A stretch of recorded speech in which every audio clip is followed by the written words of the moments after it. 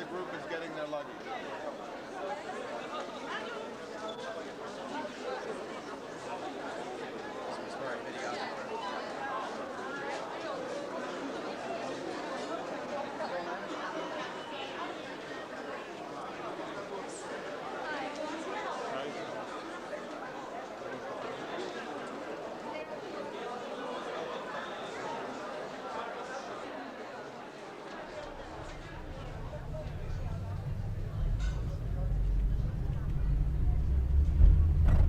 I had never wanted to go to Poland.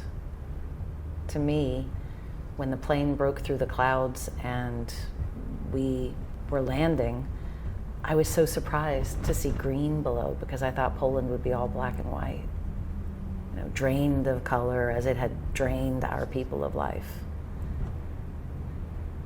But it was a place like any other place. And you know how it is, no matter where you are in the world, no matter what you're doing, you're a human being. You get up in the morning, you have breakfast, you get on the bus, you're chatting. The survivors, some of them had brought their children with them. And we're on a road that is parallel to train tracks. And at one point, we went over a narrow bridge, and it was for vehicular travel as well as for the train. And we went up on that bridge and went across, and we were on the train tracks, and all of a sudden the bus was absolutely silent with this sense of these are the train tracks.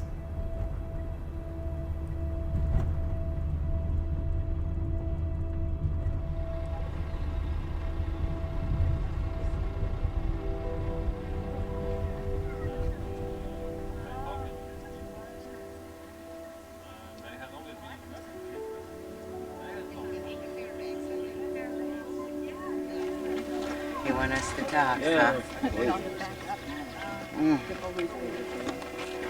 I can only speak for myself. This is a nightmare. I'm in the middle of it. Yet we're here.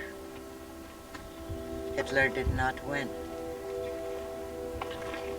We're the living proof that a few that survived have built good lives, raised families, have children and grandchildren, and never again will be carried on.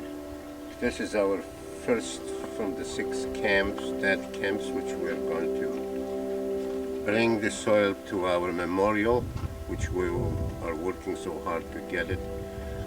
But we will have that memorial and build it for other generations to come so that they never things like that will happen again.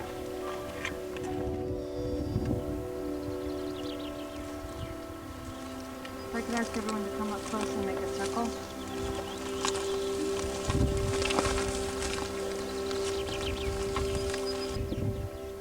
Okay. And we have 6 bags, one for each of the camps we'll be visiting. And perhaps it's appropriate at each place somebody different will have an opportunity to actually put the soil into the bag. So we read a poem, Or to decide a designated... and then Jake, who had an amazing voice, may he rest in peace, most of whose family was murdered at Treblinka, chanted the El Malay Rachamim, the prayer that Jews chant over an open grave.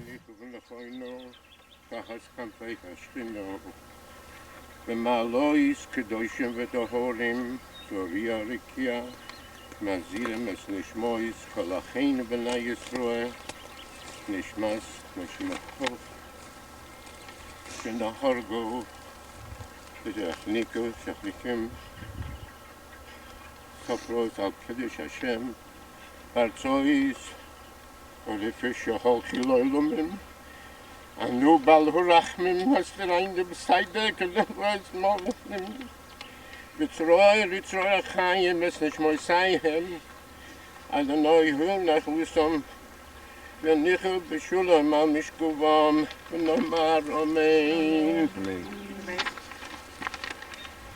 Together, God of mercy, dwelling on high, grant perfect rest between fishes as wings. And then we all recited Kaddish. And then, one held the bag and the other got out a spade. And they filled the bag. I mean, at that point, I'm not holding the space anymore. At that point, everyone just kind of does what they need to do.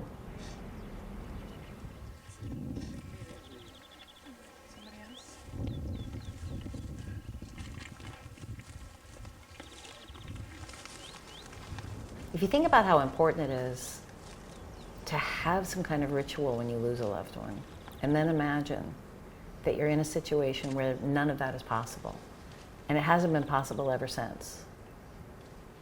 There's no body, there's no way to be in that place. You were lucky you got out with your life. In a way, each of the 6 moments was a funeral.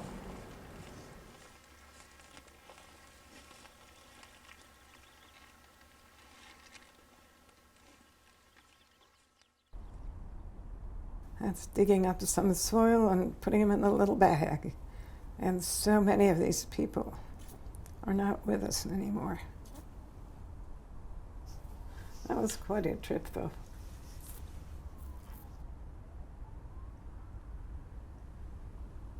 I don't usually talk about healing, and I don't really believe in what is usually meant by closure. What most people mean by closure is you go through a journey of grief and you come out the other end and it's done. And I don't think that that's how loss and grief work. I'm willing to use the word closure if you're willing to think of it in terms of a wound which takes some time to scar over. I also think then, just like a scar, you live with that for the rest of your life. So if you've had that kind of wound, it can be very helpful at the very least, and soothing in a way, to go on a trip like this, because if you're really open to it and open to the experience, which takes some risks,